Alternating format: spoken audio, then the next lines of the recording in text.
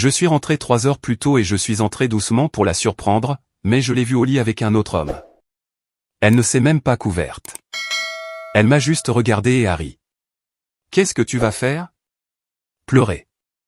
Ça, c'est un vrai homme. Avant de continuer, abonnez-vous à la chaîne, et dites-nous dans les commentaires depuis quelle ville vous nous regardez. Je m'appelle Ernesto Solar Carmona. J'ai 58 ans, et je suis ingénieur industriel. Pendant 32 ans, j'ai travaillé sans relâche, pour me construire une vie décente. Je supervisais 80 employés, dans une usine de composants industriels, dans la banlieue de Madrid. Ma routine était méticuleuse. Je quittais la maison à 7 heures du matin. Je rentrais à 20 heures le soir. Le samedi, je révisais des rapports, depuis mon bureau à domicile. Le dimanche, je me reposais. Ou du moins, c'est ce que je croyais.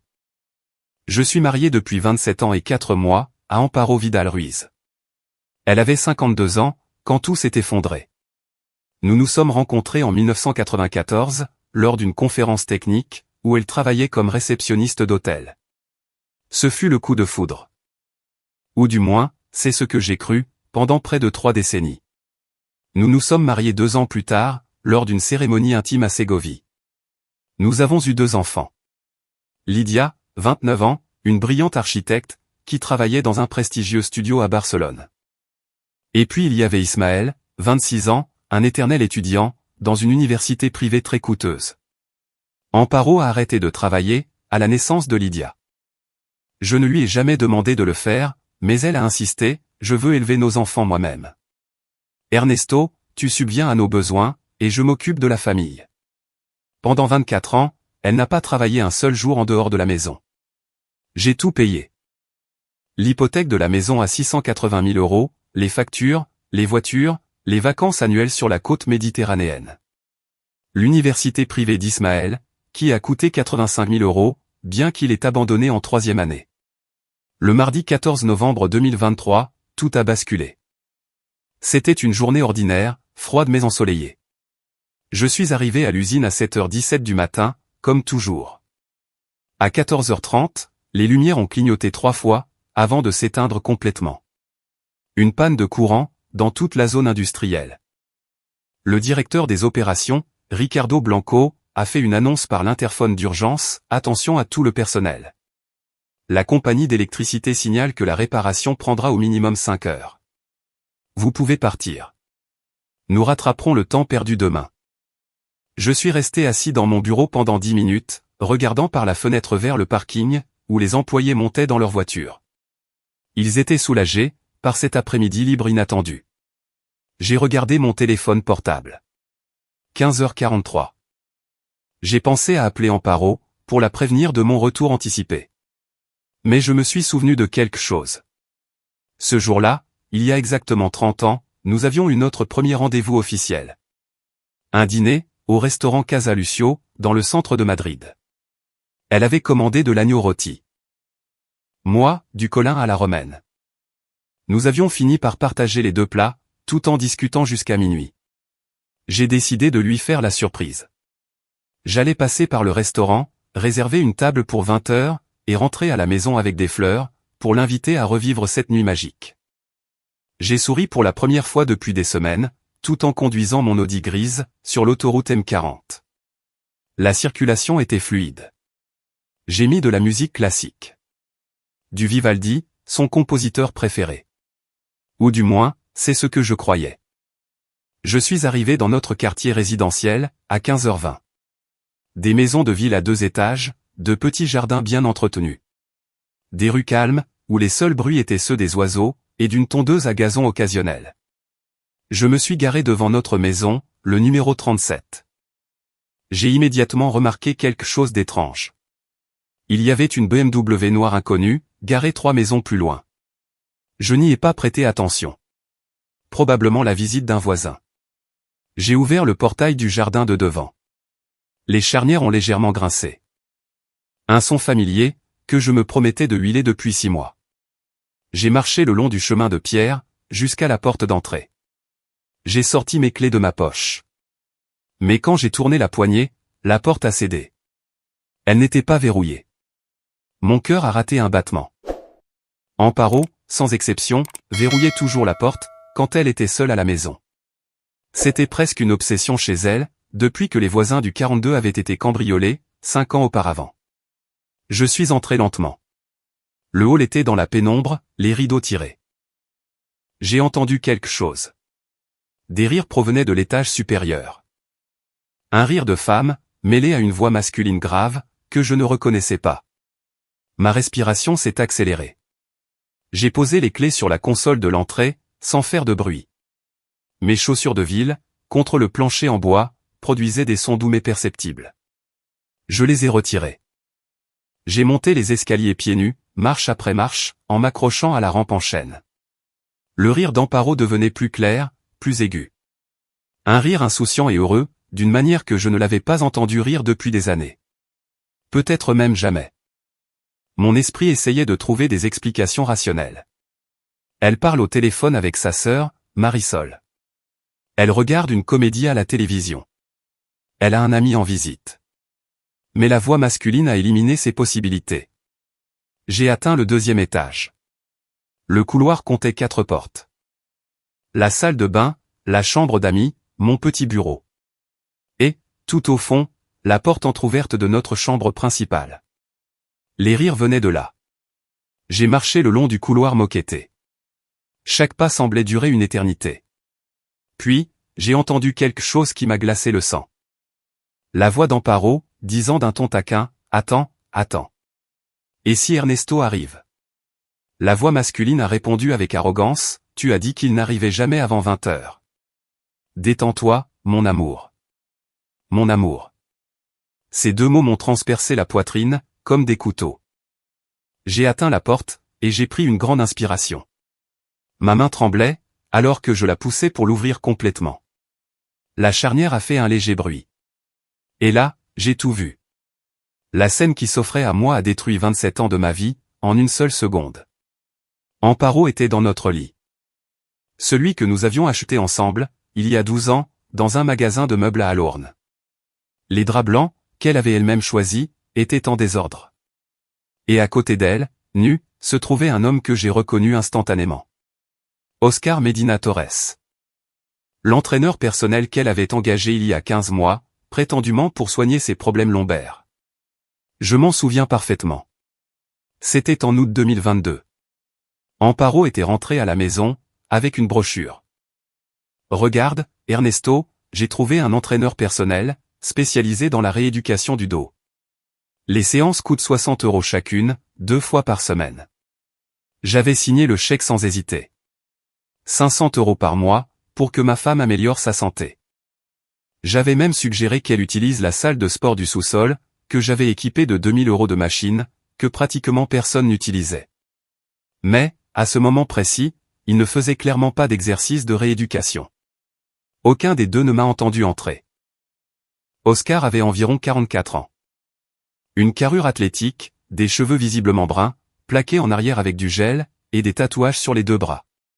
Le genre d'homme qu'Amparo critiquait toujours, quand nous en croisions un dans la rue, comme ces tatouages ostentatoires sont vulgaires. C'est Oscar qui m'a vu le premier. Ses yeux se sont écarquillés. Il s'est assis brusquement, agrippant le drap par instinct. « Merde, merde », répétait-il, tout en cherchant ses vêtements, jetés sur le sol de notre chambre. Il a trouvé son pantalon de jogging du côté de mon lit. La même où je laissais mes chaussons chaque nuit, depuis 27 ans. Amparo a tourné la tête vers moi. Et voici ce que je n'oublierai jamais, jusqu'à la fin de mes jours. Elle n'a montré aucune once de honte.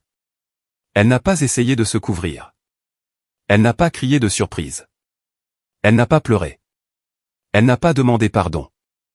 Elle est simplement restée là, adossée aux oreillers que j'avais payés, dans le lit que j'avais payé, dans la maison que j'avais payée, pendant près de 3 décennies de travail. Elle m'a fixé, puis a souri. Un petit sourire, presque imperceptible, mais chargé de quelque chose qu'il m'a fallu une seconde pour identifier. Du mépris. Un mépris pur, accumulé au fil des ans, et qui se libérait enfin, sans aucun filtre.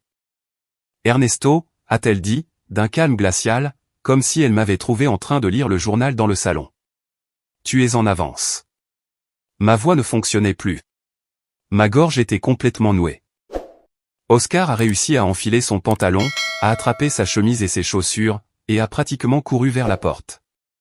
Il m'a bousculé au passage. Son épaule a heurté la mienne. J'ai entendu ses pas dévaler les escaliers deux par deux.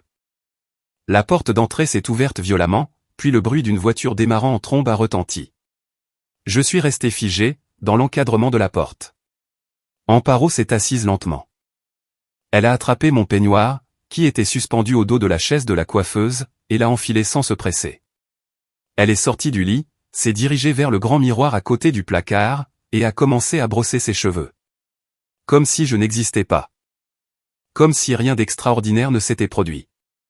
Depuis combien de temps ai-je finalement réussi à articuler? Ma voix sonnait rauque, étrangère même à mes propres oreilles. Elle a arrêté de se brosser. Elle m'a regardé, à travers le reflet du miroir. Le temps pourquoi, Ernesto? Depuis combien de temps tu? Je ne pouvais pas terminer la phrase.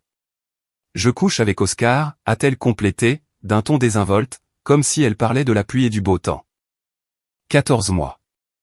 Depuis septembre de l'année dernière. Un mois après avoir commencé les séances d'entraînement. 14 mois. Plus d'un an. Respire profondément. Reste calme. Tu ne peux pas t'effondrer maintenant. Pourquoi? C'est tout ce que j'ai réussi à demander. Amparo s'est retournée, pour me regarder directement. Pas à travers le miroir. Elle a posé la brosse sur la coiffeuse. Pourquoi? Tu me le demandes sérieusement? Le volume de sa voix a commencé à monter. Tu es marié à ton travail depuis 27 ans, Ernesto. Pas à moi. À ton usine, à tes rapports, à tes réunions interminables. Je travaille pour t'offrir cette vie, ai-je répliqué, sentant la colère commencer à remplacer le choc initial. Cette maison, les voitures, les vacances, l'université d'Ismaël. Et qu'est-ce que je suis censé faire, m'a-t-elle interrompu. Te remercier éternellement, pour avoir rempli tes obligations fondamentales de mari? T'applaudir parce que tu paies les factures? Elle a laissé échapper un rire amer. Oscar me fait me sentir vivante, Ernesto. Il me fait me sentir désirée. Ce que tu n'as pas fait depuis des années. Chaque mot était une gifle, mais le pire était à venir. J'ai fait un pas en avant. Amparo, nous avons construit une vie ensemble. Nous avons 2 enfants. 27 ans de mariage ne peuvent pas, qu'est-ce que tu vas faire, m'a-t-elle de nouveau coupé la parole, mais cette fois avec un ton différent. Provocateur, défiant. Elle a fait 2 pas vers moi. Pleurer, comme toujours? Ses yeux brillaient de quelque chose, qui ressemblait à de la cruauté. Oscar est un vrai homme, Ernesto. Il a de la passion. C'est le feu. Il ne passe pas 12 heures enfermé dans un bureau, à vérifier des chiffres.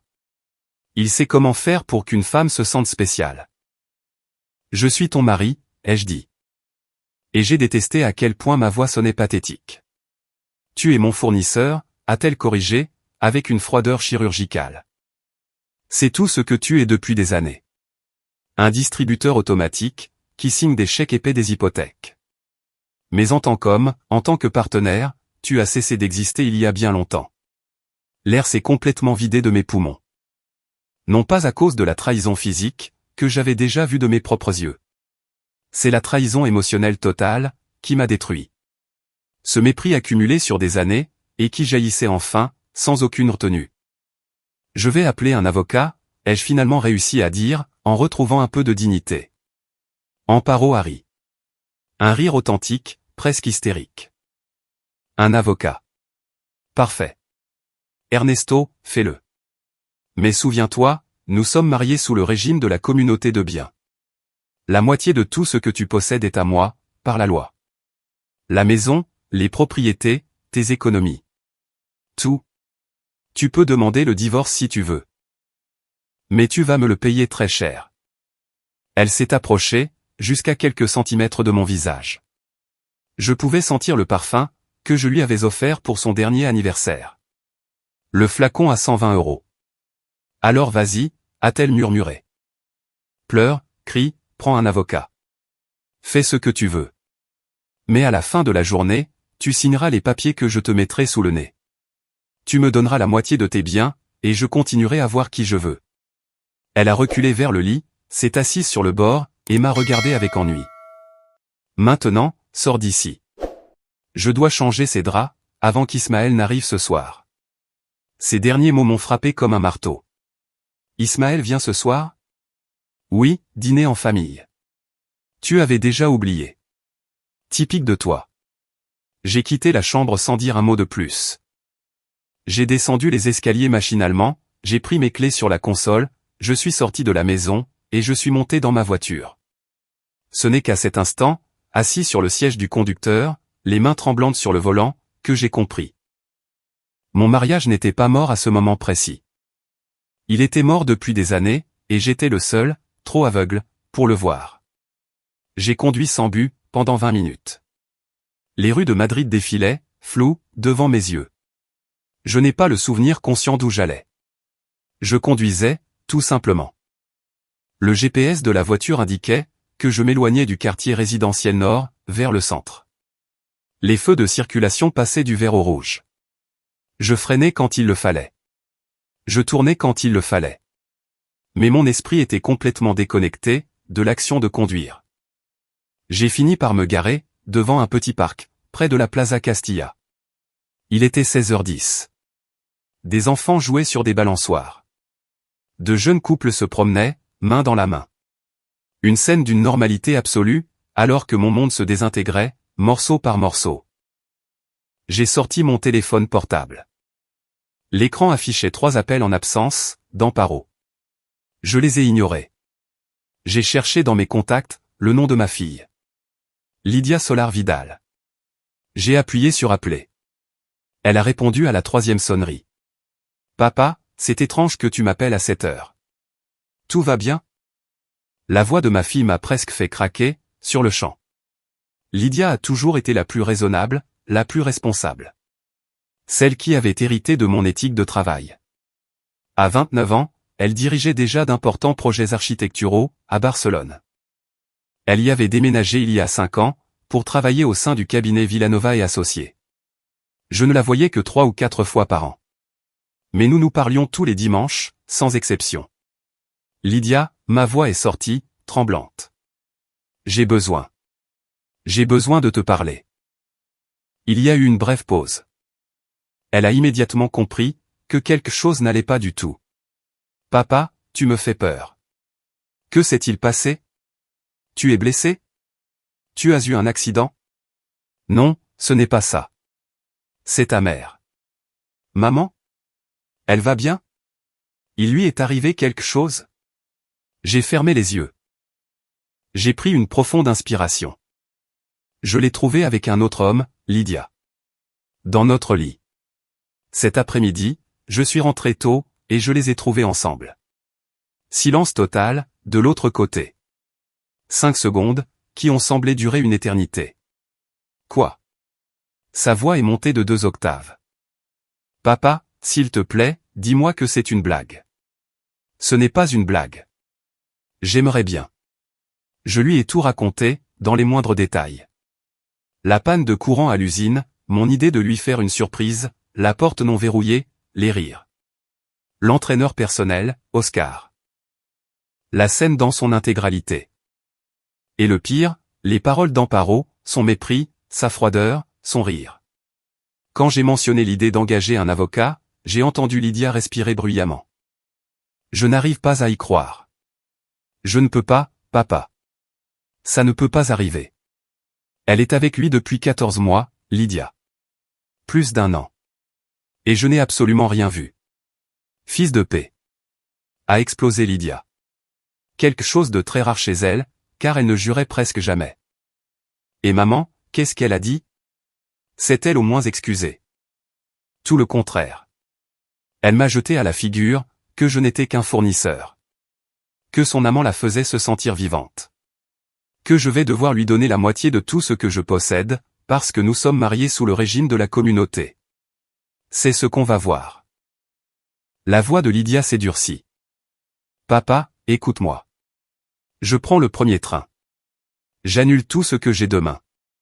J'arrive tout de suite. Où es-tu? Tu es à la maison? Non, Je suis dans un parc, près de la Plaza de Castilla. Je ne peux pas y retourner, Lydia. Je ne peux pas entrer dans cette maison, et tout revoir. Alors va dans un hôtel. Va au Trip, qui est à Chamartin. J'y serai dans 4 heures maximum. Le dîner de ce soir. Tu as dit qu'il y avait. Non, avec Ismaël aussi. Ismaël, mon fils. L'espace d'un instant, j'avais complètement oublié le dîner de famille, dont Amparo avait parlé. Oui, ton frère est censé venir ce soir. Je vais l'appeler tout de suite, a déclaré Lydia, avec détermination. Il doit savoir ce qui s'est passé. D'accord. Merci, ma fille. Merci pour. Tu n'as pas à me remercier pour quoi que ce soit, papa. Tu es mon père. Je t'aime. J'arrive. Elle a raccroché. Je suis resté là, le téléphone à la main. Au moins, j'avais Lydia de mon côté. Au moins, quelqu'un dans ma famille m'estimait encore. 20 minutes plus tard, mon téléphone a sonné. C'était Ismaël. J'ai répondu immédiatement. Allô, mon fils. Papa. Son ton était étrange. Froid, distant. Lydia vient de m'appeler. Elle m'a dit ce qui s'est passé. Ismaël, Papa, je ne veux pas m'en mêler. Il m'a interrompu brusquement. S'il y a des problèmes entre toi et maman, je n'ai rien à voir là-dedans. Ces mots m'ont laissé de glace. Comment ça, tu n'as rien à voir là-dedans? Je suis ton père. Ta mère m'a trompé pendant plus d'1 an, et tu n'as rien à voir là-dedans. C'est juste que... Il a hésité. Écoute, papa, les choses dans un mariage sont compliquées. On ne peut pas juger sans connaître toute l'histoire. Toute l'histoire? Mon incrédulité m'a fait hausser le ton. De quelle autre histoire as-tu besoin? Je l'ai trouvée dans mon lit, avec son entraîneur personnel. Oui, mais... Une autre pause. Maman a aussi le droit d'être heureuse, papa. Je ne sais pas. Peut-être qu'elle se sentait seule. Tu travailles beaucoup. Tu n'es presque jamais à la maison. Peut-être qu'elle avait besoin. Es-tu en train de justifier ce que ta mère a fait? Je n'en croyais pas mes oreilles. Je ne justifie pas. Je dis juste que les choses ne sont pas noires ou blanches. Il y a des nuances. Papa, tu passes tout ton temps à travailler. À quand remonte la dernière fois, où tu as emmené maman dîner, ou en vacances, ou passé du temps avec elle? Chaque mot d'Ismaël était comme un coup de poignard. J'ai travaillé toute ma vie pour tout vous offrir. La maison, les voitures, ton université, qui a coûté 85 000 €. Personne ne t'a demandé de travailler autant, a-t-il répondu froidement. C'était ta décision. Et maintenant, tu ne peux pas reprocher à maman de chercher le bonheur ailleurs. Je ne pouvais plus respirer. Mon propre fils. Mon fils de 26 ans, que j'avais soutenu toute sa vie. Dont j'avais payé l'université privée. À qui j'avais acheté sa première voiture. À qui je donnais 1 000 € par mois pour ses dépenses. Ce fils-là me disait, que sa mère avait raison de me trahir. Ismaël, savais-tu quelque chose? Un silence gêné s'est installé. Ismaël, ai-je insisté, sentant mon estomac se nouer. Savais-tu que ta mère me trompait? Papa, Écoute, je ne sais rien de précis, d'accord? Je ne veux pas être au milieu de tout ça. Ce sont des choses entre vous deux. J'ai mes propres problèmes. Mais son hésitation m'a tout dit. Il savait. Il était au courant de la liaison de sa mère, et ne m'avait absolument rien dit. Je ne vais pas à ce dîner, ai-je déclaré. Je vais trouver un hôtel, et demain je parlerai à un avocat. Fais ce que tu veux, papa. Son ton était d'un ennui total. Comme si nous parlions de la pluie et du beau temps. Mais ne t'attends pas à ce que je prenne parti. Maman, c'est maman. Toi, tu es toi.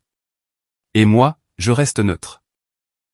Neutre, ai-je répété lentement. Ta mère me trahit depuis 14 mois, et tu vas rester neutre? Exactement. Ce n'est pas mon problème. Débrouillez-vous. Je dois raccrocher. À plus. Il a raccroché, sans attendre de réponse. Je suis resté assis dans ma voiture garée, à fixer l'écran de mon téléphone. En l'espace de 30 minutes, j'avais parlé à mes 2 enfants. L'une m'avait offert son soutien inconditionnel. L'autre m'avait, en gros, dit que je l'avais mérité. Et à ce moment-là, bien que je n'ai pas encore toutes les preuves, j'ai commencé à soupçonner quelque chose de terrible. Ismaël ne savait pas seulement pour la trahison. Il avait probablement été un complice actif depuis des mois. J'ai démarré la voiture, et j'ai conduit en direction de l'hôtel que Lydia m'avait suggéré. J'avais besoin d'un endroit pour réfléchir, digérer, et commencer à planifier mes prochaines actions. Car une chose était très claire, après ces 2 appels. Ma famille s'était divisée de façon permanente, et je devais me protéger de ceux qui venaient de révéler leur vrai visage. L'hôtel Trip Chamartin se trouvait à 15 minutes de là où j'étais. J'ai payé la chambre avec ma carte de crédit personnelle. Celle qu'Amparo n'était pas autorisée à utiliser. 110 € la nuit. Je suis monté à la chambre 312, au 3e étage. C'était petit, mais propre. Un lit double, un bureau, une télévision, une salle de bain complète. J'ai posé mon porte-documents sur le lit, et je me suis assis sur le bord, fixant le mur blanc. 48 heures. C'est le temps que je suis resté enfermé, dans cette chambre d'hôtel, à prendre les décisions les plus importantes de ma vie. Lydia est arrivée le soir même, à 20h40. Elle a frappé 3 fois à la porte. J'ai ouvert, et ma fille était là, avec sa petite valise de voyage, les yeux rouges après avoir pleuré dans le train. Elle m'a serré dans ses bras sans un mot, pendant près d'1 minute entière. « Je suis tellement désolé, papa » a-t-elle finalement murmuré, contre mon épaule. Nous nous sommes assis sur les 2 chaises, près de la fenêtre qui donnait sur le parking de l'hôtel. Je lui ai tout raconté à nouveau, cette fois avec plus de détails. Les mots exacts d'Amparo, la façon dont Oscar s'était enfui, la froideur absolue, et surtout, la réaction d'Ismaël au téléphone. Ismaël est un idiot, a déclaré Lydia de but en blanc. Il a toujours été trop gâté. Surtout par maman. Il n'a jamais travaillé, n'a jamais eu de vraie responsabilité. Et maintenant, il s'avère qu'il savait tout, et te l'a caché. Je n'ai pas encore de preuves, ai-je admis. Mais sa réaction était trop étrange, trop sur la défensive avec ta mère. Lydia a hoché la tête. Nous allons obtenir des preuves. Je connais quelqu'un qui peut nous aider. Le lendemain, mercredi 15 novembre, j'ai appelé mon travail, pour les informer que je prenais des jours de congé pour urgence familiale. Ricardo Blanco, mon supérieur direct, n'a posé aucune question. En 32 ans de carrière, je ne m'étais jamais absenté sans une raison valable. À 10h du matin, Lydia et moi avons retrouvé Félix Navarro Campos, dans une cafétéria voisine. Félix avait 60 ans. Il était avocat, spécialisé en droit de la famille, et surtout, mon meilleur ami depuis l'université. Nous nous connaissions depuis près de 4 décennies. Ernesto. Félix m'a serré la main fermement. Lydia m'a expliqué les grandes lignes au téléphone. Raconte-moi tout depuis le début. Je lui ai raconté toute l'histoire, pendant que nous buvions un café. Félix prenait des notes dans un petit carnet, posant parfois des questions précises. Combien d'années de mariage exactement? Quel régime matrimonial? Les propriétés sont au nom de qui? Les comptes bancaires? Très bien, a-t-il dit, en fermant finalement son carnet. Voici ce que nous allons faire. Nous avons besoin de preuves solides de l'adultère. Photographie, enregistrement, messages. Plus nous en aurons, meilleure sera notre position de négociation, lors du divorce. Position de négociation, ai-je demandé, confus. Elle m'a trompé. Ce n'est pas suffisant? Félix a secoué la tête. L'Espagne a modifié ses lois sur le divorce il y a des années. Le divorce pour faute n'existe plus en tant que tel, en termes purement juridiques. Cependant, si nous prouvons un adultère flagrant, ainsi qu'une utilisation abusive des fonds matrimoniaux, nous pourrons faire valoir qu'elle ne devrait pas recevoir les 50% standards. Nous pouvons les réduire considérablement. Utilisation abusive des fonds. Lydia s'est penchée en avant. Exactement. Si elle a dépensé l'argent du conjoint pour son amant, cela constitue un détournement de biens matrimoniaux. Cadeaux, voyages, hôtels, transferts directs. Tout s'additionne. J'ai ressenti une lueur d'espoir. Comment obtenons-nous ces informations? J'ai besoin que tu me donnes accès aux relevés bancaires de tous les conjoints. Je vais examiner chaque transaction des 18 derniers mois. Nous chercherons des schémas, des retraits inhabituels, des achats étranges, des virements à des tiers. Je lui ai tendu ma carte de coordonnées bancaires. J'ai un accès en ligne à tout. L'identifiant et le mot de passe sont ici. Parfait. Nous avons aussi besoin d'un détective privé. Félix a sorti une carte de son portefeuille. J'ai un contact discret, professionnel et très efficace. Il s'appelle Alberto Ruiz. Il a travaillé sur des affaires similaires. L'après-midi même, nous avons rencontré Alberto tous les trois, dans son bureau, situé dans un vieil immeuble près de la Gran Via. Alberto avait environ 50 ans. Il portait un costume gris foncé, et parlait d'une voix calme mais autoritaire. « Monsieur Solar » a-t-il commencé, après avoir écouté mon histoire. Je serai direct. Obtenir des preuves de la liaison est relativement simple, si elle continue à voir son amant. Filature, photographie, confirmation des rencontres. Cela prendra une semaine au maximum. Et les preuves numériques, a demandé Félix. Alberto a légèrement souri. C'est là que les gens font des erreurs. Avez-vous un ordinateur partagé à la maison? Une tablette? N'importe quel appareil que vous utilisez tous les deux. J'ai immédiatement répondu, oui, il y a un ordinateur portable dans le bureau de la maison. Nous l'utilisons tous les deux, pour vérifier nos emails, faire des achats en ligne, regarder des films. Votre femme efface-t-elle régulièrement l'historique de navigation? Pas à ma connaissance. Je ne l'ai jamais vu le faire. Parfait. Les personnes qui ont des liaisons sont généralement imprudentes avec la technologie partagée. Elles pensent qu'il suffit d'effacer les messages de leur téléphone, mais elles oublient que de nombreuses applications se synchronisent avec les navigateurs. WhatsApp Web, Facebook Messenger, Gmail. Tout laisse des traces. Avez-vous besoin d'un accès physique à l'ordinateur, a demandé Lydia. Dans l'idéal, oui. Mais si vous me donnez les identifiants d'accès à distance, je peux m'y connecter quand elle n'est pas à la maison. Avez-vous un système de sauvegarde dans le cloud? iCloud, ai-je répondu. J'ai tout configuré il y a des années. Toutes nos photos, documents et appareils sont synchronisés. Le visage d'Alberto s'est illuminé. Dans ce cas, j'ai accès à tout. Les messages effacés, restés dans les sauvegardes, les photos, les localisations, l'historique complet. Au cours des 24 heures suivantes, Alberto a travaillé en silence. Félix a épluché chaque relevé bancaire des 18 derniers mois. Lydia est restée avec moi à l'hôtel, s'assurant que je mangeais un peu, et que je ne m'effondrais pas mentalement. Le jeudi 16, à 18 h, nous avons reçu les premiers résultats. Alberto est arrivé, avec un épais dossier rempli de documents imprimés. Monsieur Solar, j'ai trouvé plus que ce à quoi je m'attendais. Il a ouvert un dossier sur la table de l'hôtel. Des photographies, des conversations, des virements bancaires. Le tout parfaitement organisé, et daté.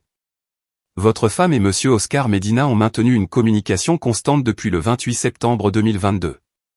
Soit 14 mois, très exactement. Les conversations sont explicites. Alberto m'a montré des captures d'écran de messages WhatsApp, récupérés grâce à la sauvegarde iCloud. Je n'ai pas voulu lire les détails. Voir les 2 premiers messages m'a suffi à me soulever le cœur.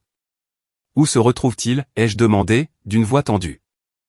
Principalement dans l'appartement du quartier de Salamanca, qui est enregistré à votre nom, monsieur Solar. Celui que vous avez acheté il y a 3 ans. J'avais acheté cet appartement, comme cadeau d'anniversaire pour Amparo, en 2020. 340 000 €. Elle m'avait dit qu'elle voulait un endroit calme pour lire, peindre, avoir son propre espace. J'avais signé l'acte de vente sans hésiter, exclusivement à son nom. Un cadeau personnel. Et maintenant, il s'avérait qu'elle l'utilisait comme nid d'amour avec son entraîneur. À quelle fréquence s'y voit-il? La voix de Lydia était lourde d'une colère contenue. Selon les relevés de localisation de son téléphone, 2 ou 3 fois par semaine. Principalement le mardi et le jeudi, ce qui coïncide avec les jours des prétendues séances d'entraînement. Parfois aussi le samedi après-midi, quand vous travaillez, monsieur Solar. Félix est intervenu, et les transactions bancaires? Alberto a tourné plusieurs pages. Voici la partie intéressante. Au cours des 11 derniers mois, Madame Amparo a transféré 47 000 € du compte joint, vers un compte au nom d'Oscar Medina Torres. Mon cœur s'est arrêté. 47 000 €, très exactement. Des virements d'environ 300 € par mois, d'autres plus petits, certains plus gros. Le tout sur le compte que vous partagez, a poursuivi Félix, pendant que j'essayais d'assimiler l'ampleur du vol. Les transferts sont parfaitement documentés ici. Regarde. Il a désigné une feuille, remplie de colonnes de chiffres. Janvier 2023, 4 200 €. Février, 3 900 €. Mars, 5 300 €, et ainsi de suite pendant 11 mois. Mon argent, ai-je chuchoté. Elle a utilisé mon argent, pour entretenir son amant. Ce n'est pas tout. Alberto a sorti un autre document. Elle a également débité la carte de crédit supplémentaire à son nom, mais liée à votre compte. De multiples achats. Une montre Omega à 3 400 € en juin, des vêtements Armani pour 1 800 € en août, des dîners dans des restaurants chers. Des vols pour Valence pour un week-end en septembre. Le tout payé avec des fonds, qui sont techniquement des biens matrimoniaux, mais sans votre consentement ni votre connaissance. Lydia a frappé la table du poing. C'est un crime. Un détournement de fonds manifeste. Exactement, a confirmé Félix. Avec ces preuves, nous ne gagnons pas seulement le divorce. Elle pourrait faire face à des poursuites pénales, si nous décidons de la poursuivre en justice. Mais il y avait autre chose, qui me tracassait. Alberto, avez-vous également vérifié les mouvements d'Ismaël? Alberto a lentement hoché la tête. C'est pourquoi j'ai demandé à enquêter sur tous les comptes liés. Et oui, j'ai trouvé quelque chose que vous devez savoir. Il a sorti une autre liasse de documents. Mon estomac savait déjà ce qui allait arriver. Votre fils Ismaël reçoit des virements mensuels de 800 €, du même compte joint. Les virements sont effectués par votre femme. Ils ont commencé en octobre 2022, un mois après le début de la liaison entre elle et Monsieur Medina. Le silence dans la pièce était absolu. Je pouvais entendre ma propre respiration accélérée. Laissez-moi voir si j'ai bien compris, ai-je dit, d'une voix tremblante. Amparo a payé Ismaël 800 € par mois pendant 14 mois, pile au moment où elle a commencé à coucher avec Oscar. C'est bien ça? Alberto a confirmé, sans émotion dans la voix. Et ces 800 € s'ajoutent à l'argent de poche de 1 000 €, que je lui verse directement. J'ai posé la question, bien que je connaisse déjà la réponse. Oui. Selon les registres, vous transférez 1 000 € chaque premier du mois, sur le compte d'Ismaël. Votre femme ajoute 800 € supplémentaires, chaque 10 du mois. Lydia s'est caché le visage entre ses mains. Ce n'est pas possible. Ismaël ne peut pas être aussi misérable. Il y a plus. Alberto a sorti des captures d'écran de conversation WhatsApp. J'ai récupéré des messages entre votre femme et votre fils. Ismaël était au courant de la liaison depuis le début. Elle lui a dit, en octobre 2022, qu'elle avait rencontré quelqu'un de spécial. Ismaël a répondu, « Je suis content pour toi. » Maman. Papa ne t'apprécie pas à ta juste valeur. À partir de là, les conversations montrent qu'il a agi comme un complice actif. Qu'est-ce que cela signifie? Ma voix fonctionnait à peine. Alberto m'a montré les messages. Je les ai lus, mon incrédulité grandissant à chaque ligne. Amparo à Ismaël. 15 décembre 2022. Ton père rentrera tard aujourd'hui. Oscar vient à 19 h. Tu peux rester dans ton appartement jusqu'à 23 h. Ismaël à Amparo. Bien sûr, maman. Pas de problème. Profite bien. Amparo à Ismaël. 3 février 2023. Ton père a mentionné quelque chose à propos de factures bizarres. Ismaël à Amparo. Il n'a rien dit. Il est trop occupé avec son usine, comme toujours. Amparo à Ismaël. 20 mai 2023. Merci d'avoir couvert mes arrières la semaine dernière, quand tu lui as dit que j'étais avec ta tante Marisol. Tu es le meilleur des fils. Ismaël à Amparo. On est là pour ça. Tu mérites d'être heureuse. Il y avait des dizaines de messages similaires. Des mois de conspiration documentés. Mon fils, mentant activement pour protéger la liaison de sa mère. Fils de paix. Ai-je marmonné? La trahison d'Amparo m'avait blessé, mais celle d'Ismaël était un coup de poignard différent. Plus profond, plus personnel. Félix a posé sa main sur mon épaule. Ernesto, je sais que c'est incroyablement dur, mais ces preuves valent de l'or. Nous avons tout ce qu'il nous faut. Lydia a regardé les documents, des larmes coulant sur ses joues. Combien as-tu dépensé pour Ismaël, pendant toutes ces années, papa? J'ai sorti mon téléphone, et j'ai ouvert mon application bancaire. J'ai vérifié l'historique des opérations. J'avais gardé des chiffres méticuleusement organisés, dont j'avais assuré le suivi pendant des années, sans jamais en remettre en question le but.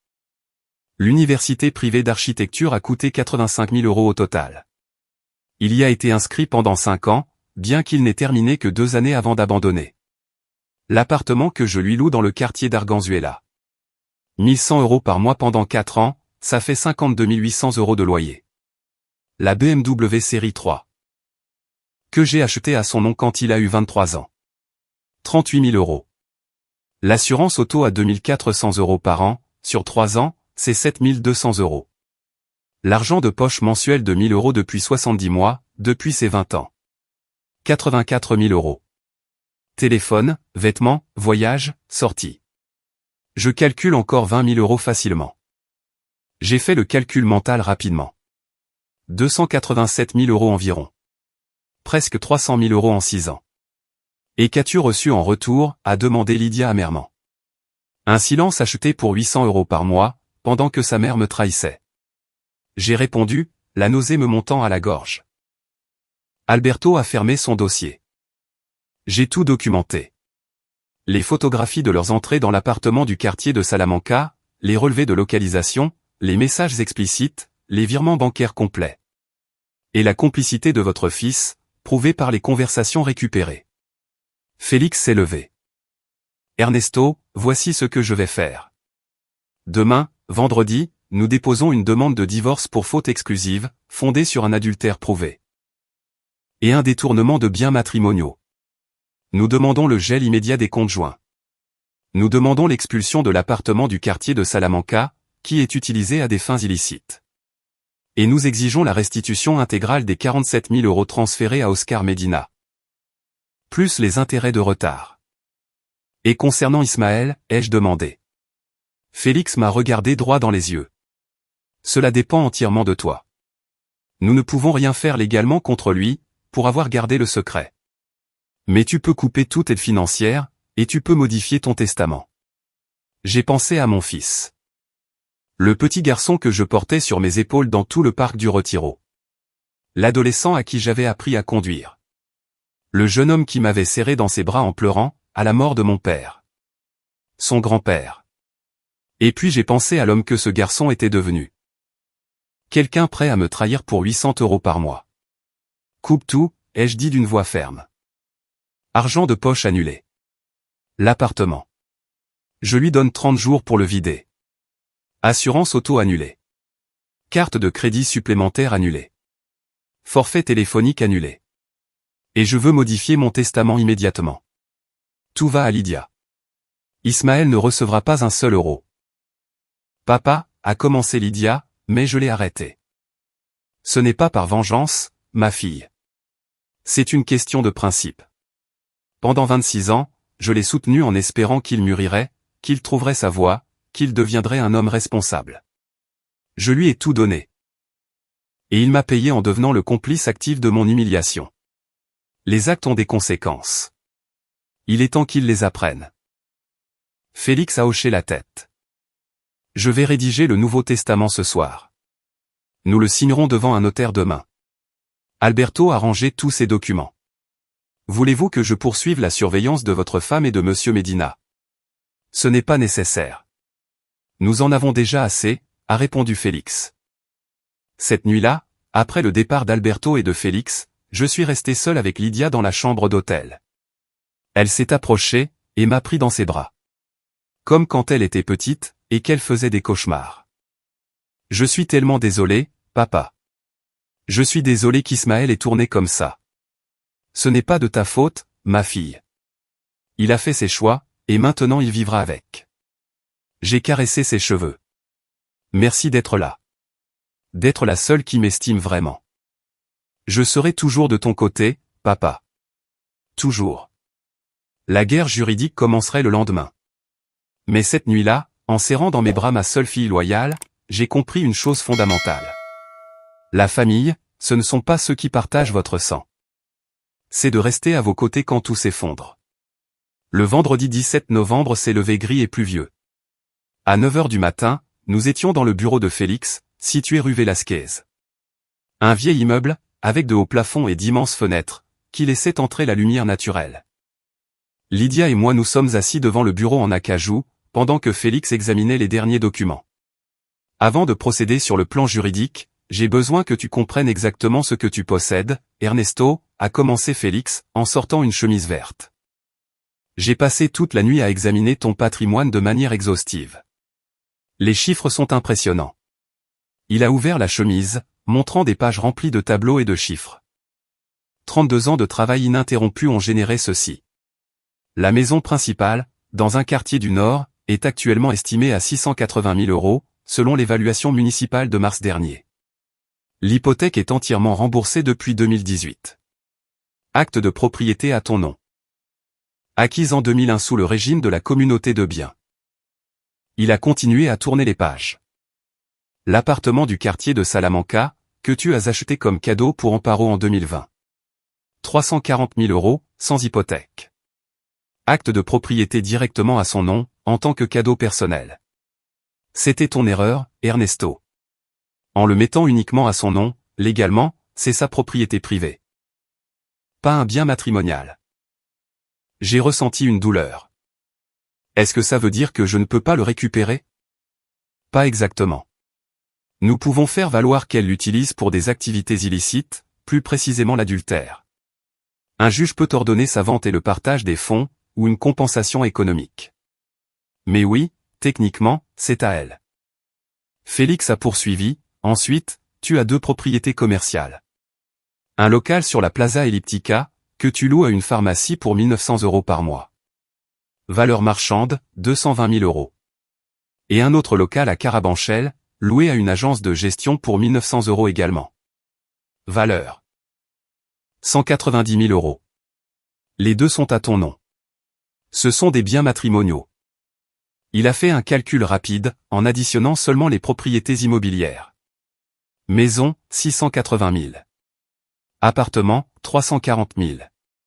Locaux, 410 000. Total de l'immobilier, 430 000 €. C'était la première fois que je voyais l'ensemble de mon patrimoine calculé ainsi. Des chiffres que j'avais accumulés, année après année, sans vraiment en saisir le total. Compte bancaire, a enchaîné Félix. Compte chèque joint, 78 000 €. Compte épargne à ton nom exclusif, 240 000 €. Compte de placement et fonds indiciels, 380 000 €. Liquidité totale, 698 000 €. Plan de retraite privé, que tu as commencé en 1995, 270 000 €. Assurance vie accumulée, avec valeur de rachat, 140 000 €. Action de l'entreprise où tu travailles, évaluée à environ 60 000 €. Lydia écoutait attentivement, prenant des notes sur son téléphone, additionnant absolument tout. Félix a écrit le chiffre final en gros. Tu as une valeur nette de 400 000 €. 2,4 millions. Ernesto, tu es un homme riche qui vit comme un membre de la classe moyenne, parce que tu as toujours été prudent et travailleur. J'ai fixé ce chiffre. Toute une vie résumée en chiffres. Maintenant, la partie importante. Félix s'est penché en avant. Dans le cadre d'un régime standard de communauté de biens, Amparo aurait droit à 50% de tout ce qui a été acquis pendant le mariage. Cela représenterait environ 200 000 € pour elle. Plus d'1 million, ai-je répété, sentant le poids de cette somme. Mais voici la partie cruciale. Félix a légèrement souri. Elle a commis 2 erreurs monumentales. Premièrement, un adultère prouvé, avec des preuves irréfutables. Deuxièmement, un détournement de 47 000 € de fonds matrimoniaux, transférés à son amant, sans ton consentement ou ta connaissance. Comment cela affecte-t-il le partage, a demandé Lydia. Le Code civil espagnol, articles 1438 et 1439, établit que lorsqu'un conjoint agit de mauvaise foi, dissimule des actifs, ou dispose frauduleusement de biens matrimoniaux, le juge peut réduire considérablement sa part dans le règlement. Pas l'éliminer complètement. La loi ne le permet pas. Mais la réduire au minimum légal. Que signifie le minimum légal, ai-je demandé. Cela dépend du juge, mais j'ai vu des cas similaires, où seulement entre 10 et 20% du patrimoine total sont accordés. Lorsqu'il y a adultère prouvé, plus détournement de fonds. Disons que nous obtenons 15%.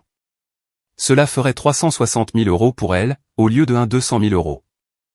840 000 € de différence, a calculé Lydia rapidement. Exactement. Et en plus, elle doit restituer les 47 000 € transférés à Oscar Medina, plus les intérêts de retard. Que nous calculons à 5 000 € supplémentaires.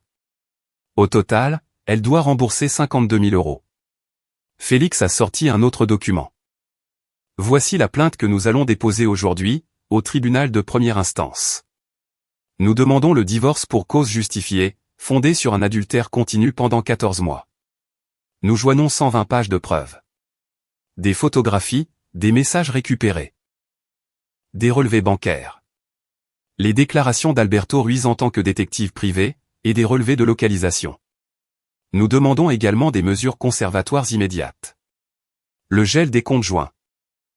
Pour empêcher d'autres dispositions frauduleuses. L'interdiction de vendre ou de grever les biens matrimoniaux. Et l'expulsion temporaire de l'appartement de Salamanca, pour utilisation illicite du bien. Combien de temps prendra la procédure, ai-je demandé. Le gel des comptes peut avoir lieu dans 48 heures, si le juge accepte l'urgence. Le divorce complet, entre 4 et 8 mois, selon la charge de travail du tribunal. Et selon qu'elle décide de se battre, ou de négocier. Je suis devenu pensif. 8 mois. Une demi-année de plus, de ce cauchemar juridique. Et concernant Ismaël, je me suis rappelé. Félix a sorti d'autres papiers. Voici les lettres recommandées que nous enverrons aujourd'hui via burofax. Une à la compagnie d'assurance, annulant la police de la BMW, qui est à ton nom mais qui l'utilise. Une autre à la banque, annulant la carte de crédit supplémentaire. Et ceci. Il m'a montré un document notarié. C'est ton Nouveau Testament. Je l'ai lu attentivement. Il était rédigé dans un langage juridique formel, mais le contenu était clair. Lydia Solar Vidal restait la seule héritière universelle de tous mes biens, droits et obligations.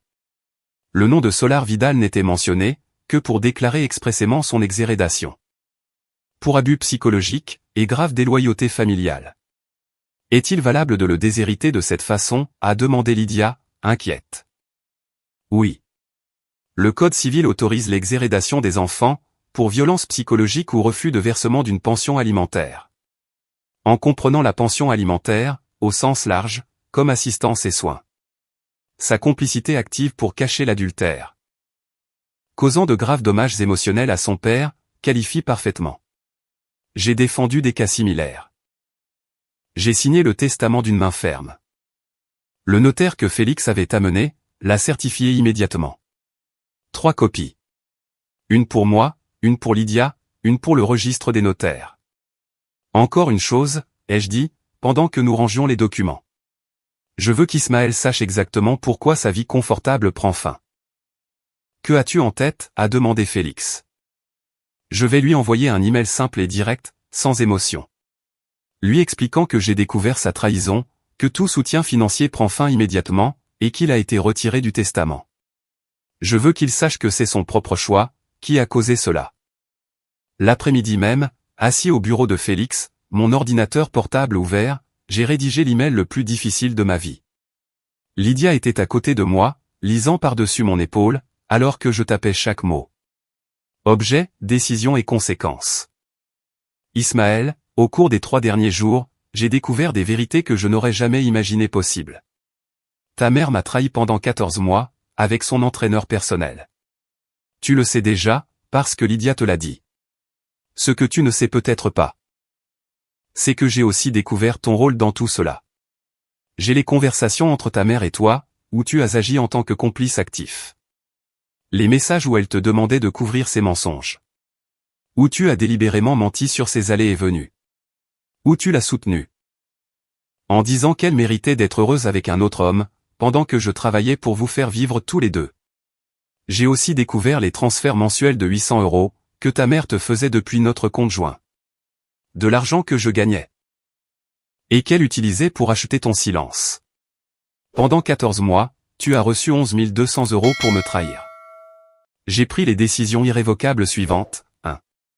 Ton argent de poche mensuel de 1 000 € est définitivement annulé à compter d'aujourd'hui, vendredi 17 novembre.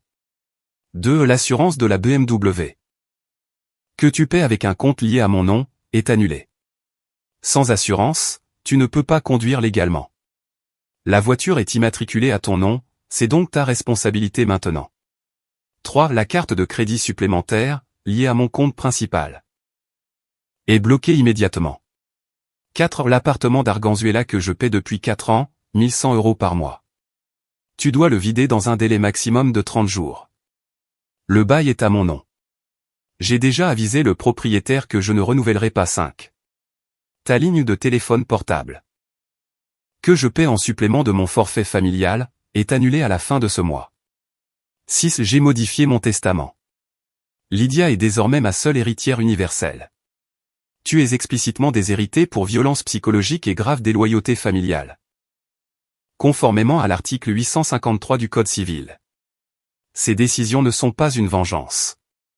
Elles sont les conséquences directes de tes actes. Pendant 26 ans, je t'ai absolument tout donné.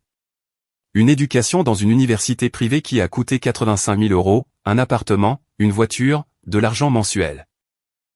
Des voyages, des vêtements, de la technologie. Je ne t'ai jamais rien demandé en retour, à part une honnêteté basique. Tu as choisi de me trahir pour 800 € par mois. Maintenant, tu vivras avec cette décision. Je n'attends pas de réponse. Il n'y a rien à discuter. C'est définitif. Ernesto Solar. J'ai lu l'email 3 fois, avant de l'envoyer. Lydia a posé sa main sur la mienne. Es-tu sûr, papa? Complètement. J'ai appuyé sur envoyer. Le message a disparu de la boîte d'envoi, confirmant sa remise. À 15h47, Félix est entré dans le bureau avec d'autres documents. Le tribunal a accepté la plainte. Dossier numéro 234/2023. La notification officielle arrivera à l'adresse d'Amparo, entre aujourd'hui et demain, par courrier judiciaire. Et pour les mesures conservatoires. Le juge Garcia Portillo examinera la demande urgente lundi. C'est le week-end. Il faut donc attendre. Mais avec les preuves que nous avons présentées, je suis sûr à 95% qu'il les approuvera. Mon téléphone a vibré. Message WhatsApp d'Ismaël. Je ne l'ai pas ouvert immédiatement. Je l'ai laissé là, non lu, pendant 5 minutes. Pendant que je respirais profondément, me préparant à ce qu'il disait. Finalement, je l'ai ouvert. Tu plaisantes, papa? Sérieusement, tu vas me faire ça pour avoir soutenu maman? C'est ma mère. Qu'est-ce que tu attendais que je fasse? La trahir aussi? Puis, un autre message. Tu ne peux pas tout annuler comme ça. J'ai des dépenses. J'ai des engagements. Je ne peux pas payer l'appartement tout seul. Je ne peux pas payer l'assurance de la voiture. Comment suis-je censé vivre? Et un autre. Tu es égoïste. Tu l'as toujours été. Tu ne penses qu'à toi, et à ton travail. Maman a raison sur tout ce qu'elle a dit sur toi. Et enfin, j'appellerai un avocat. Tu ne peux pas me déshériter légalement. Je suis ton fils. J'ai des droits. J'ai montré les messages à Félix. Il les a lus, et a laissé échapper un rire sec. Il peut appeler tous les avocats d'Espagne. L'exhérédation pour abus psychologique est parfaitement fondée. Nous avons les conversations. Où il a activement participé à cacher l'adultère de sa mère. Ce qui cause de graves dommages émotionnels. N'importe quel juge la validera. Je n'ai pas répondu au message d'Ismaël. J'ai simplement bloqué son numéro. S'il voulait communiquer avec moi, ce serait par l'intermédiaire d'avocats. Le samedi 18 au matin, Amparo a finalement reçu la notification judiciaire.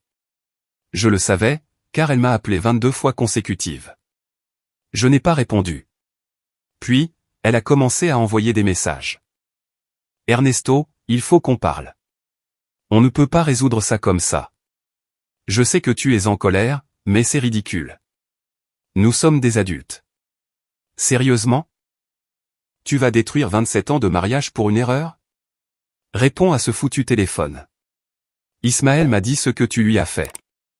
Comment peux-tu être aussi cruel envers ton propre fils? Appelle ton avocat, et dis-lui d'arrêter ça. Nous pouvons parvenir à un accord civilisé. Et finalement, quand elle a vu que je ne répondais pas, tu vas le regretter, Ernesto. Je vais te laisser sans rien. Je vais me battre pour chaque euro. Je vais te détruire légalement. Félix a examiné les messages et a souri. Parfait. Menace documentée. Cela ne fait que renforcer notre dossier. Le lundi 20 novembre, à 11 h du matin, nous avons reçu la résolution judiciaire.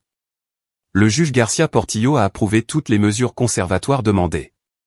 Effet immédiat. Gel total du compte chèque joint, avec ses 78 000 euros. Amparo ne pouvait pas retirer un seul centime, sans autorisation judiciaire. Interdiction de vente, d'hypothèque ou de cession de tout bien matrimonial, sans le consentement des deux parties ou l'autorisation du tribunal. Et surtout, expulsion de l'appartement du quartier de Salamanca, dans un délai maximum de 15 jours, pour utilisation de la propriété à des fins illicites, contraires à l'ordre public et aux bonnes mœurs matrimoniales. C'est une énorme victoire, a expliqué Félix, en lisant la résolution complète. Le juge a écrit textuellement, les preuves fournies démontrent sans équivoque, un adultère continu et un détournement de fonds matrimoniaux, justifiant pleinement les mesures conservatoires demandées. L'après-midi même, un officier de justice s'est présenté à l'appartement de Salamanca. Avec l'avis d'expulsion. Amparo y était avec Oscar, quand ils ont frappé à la porte. Alberto Ruiz, le détective, était discrètement garé devant le bâtiment, documentant le tout. Il m'a envoyé des photos. L'image montrait Amparo quittant le bâtiment avec un visage déformé, tenant des documents judiciaires à la main. Oscar sortait derrière elle en portant un sac de sport, regardant nerveusement de tous les côtés, comme un criminel démasqué. Ils ne peuvent plus utiliser cet endroit, a dit Lydia en regardant les photographies.